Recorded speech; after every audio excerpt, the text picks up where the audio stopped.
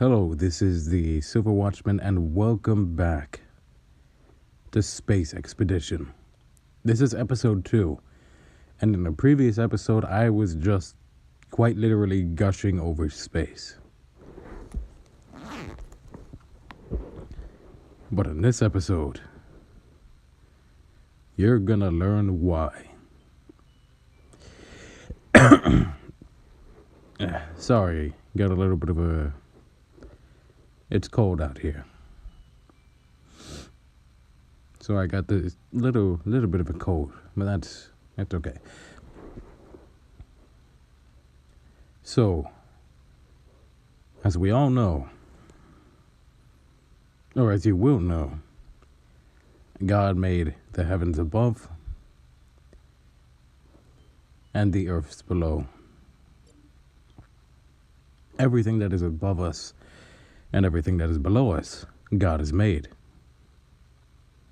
Which, if you think about it, is pretty fantastic.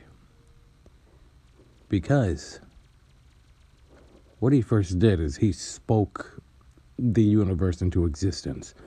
And he just was like, exist. And then existence was there. And then he started to work on it. Kind of like a... You know how the pottery, if you got the pottery wheel, so what do you have to do? In order to form the pot into what you want to do, the clay, because he spoke the universe to existence, but it was just a hunk of clay. So what he had to do was now begin working on it. And just like how you had the potter, this stutter's back. The pottery dude, or dudette, has to put the clay on the wheel. So God had to put, our universe on, I guess, God's equivalent to a pottery wheel. And so he started to make the universe spin. And as he has the universe spinning, he starts working on little individual portions of the universe, like different planets, starting making them spin. So increasing spinning, so we could bring them a little bit closer together. Like little pieces needed to make a planet, bringing those pieces of the planet closer and letting that spin. And as it's like, and it's got this like weird thing that like magnetizes everything. But you guys just know that as gravity.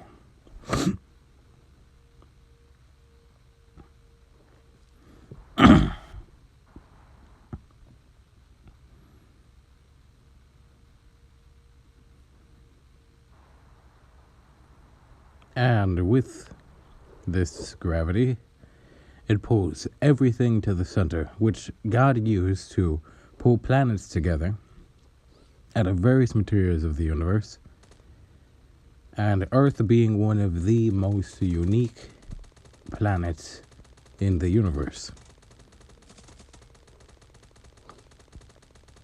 And it was really cool.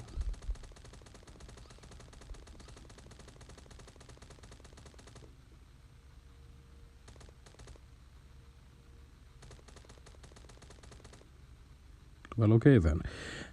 And it was really cool because out of all the planets, God had pretty much spent the most time working on Earth. It took him 7 God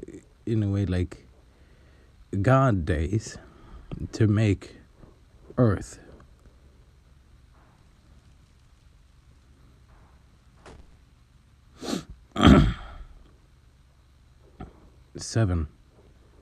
Seven days.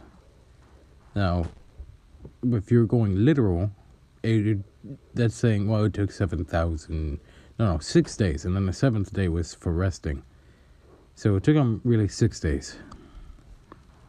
If you're going with the literal like, with what human understanding goes with understanding of God time, then it would have taken him like 6,000 years or so. But nowhere in the Bible does it say it took God 6,000 years. And what does it say?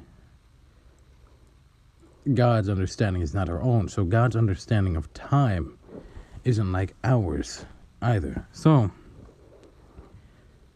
in what would have been 6,000 years, because the sense of time hasn't been established yet.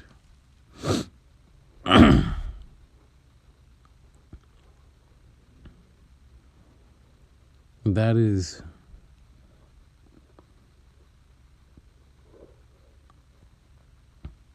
cool, an achievement. The 6,000 years, in reality, it could have taken a lot longer. Let's say somewhere in a ballpark of, I think like a million years or so. I don't know, because time is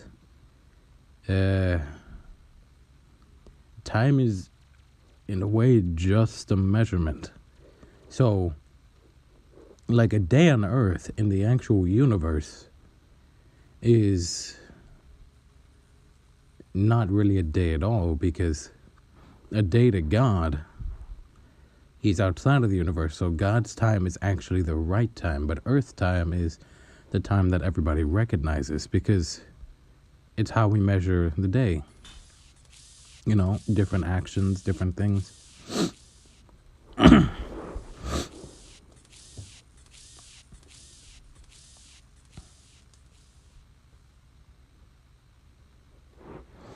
And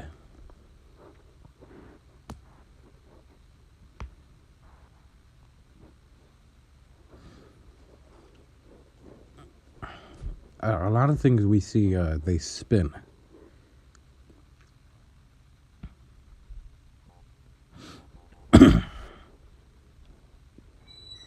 They spin. Why? Because just like with the potter's clay, it's a lot easier to work on something that is spinning and get everything to be a nice evenness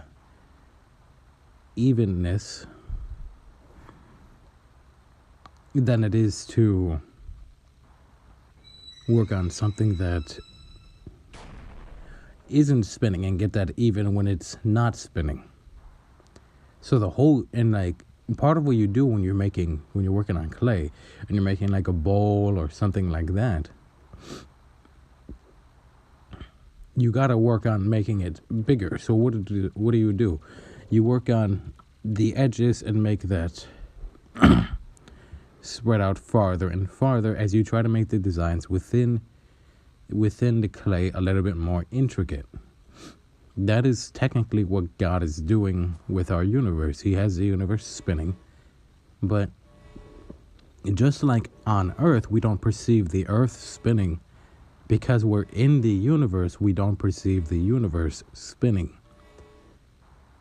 And that's why our universe is actually still spreading out, because that's God spreading out the universe as he's working on more and more of the designs. Right now, the universe is probably like in a bowl shape. But in reality, it should be in a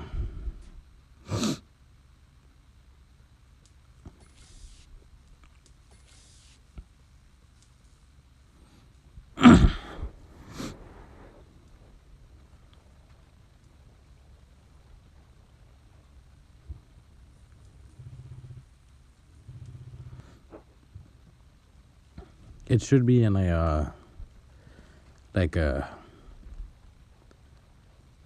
I don't even have a name for what that shape is, but it's like a disc, but it's not a plate. No.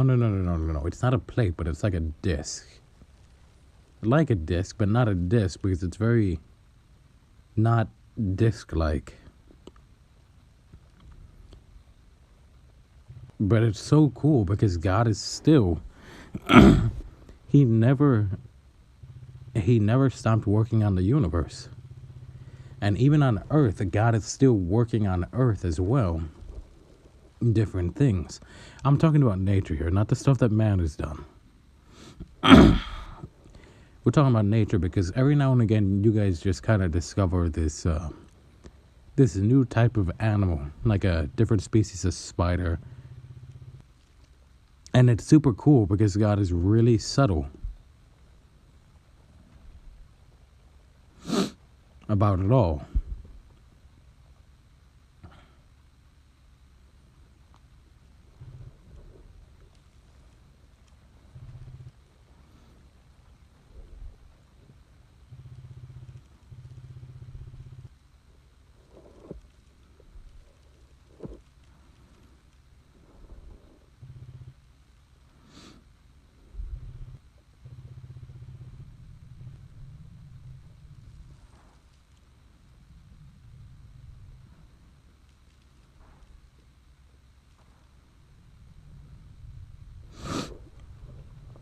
Like making a new spider here or making a new fish there, like in places that that we wouldn't really look for them.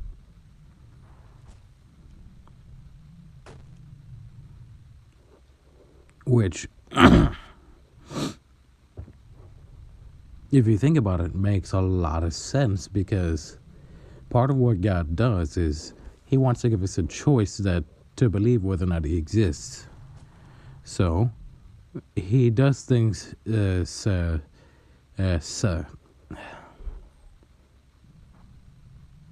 subtly. I apologize for my inability to speak. Normally it's almost as bad, but it's not as bad. Oh, good gosh. It's I would have to say it's probably the cold. That and the sniffles. But think of it like that. God is still working on the universe, and it's like a wheel.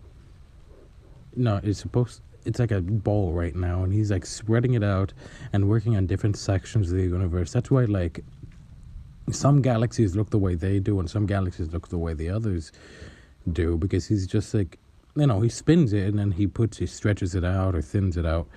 Also, it would appear that I've run out of time for this episode. This can be continued in the next episode, probably, if that's what God decides.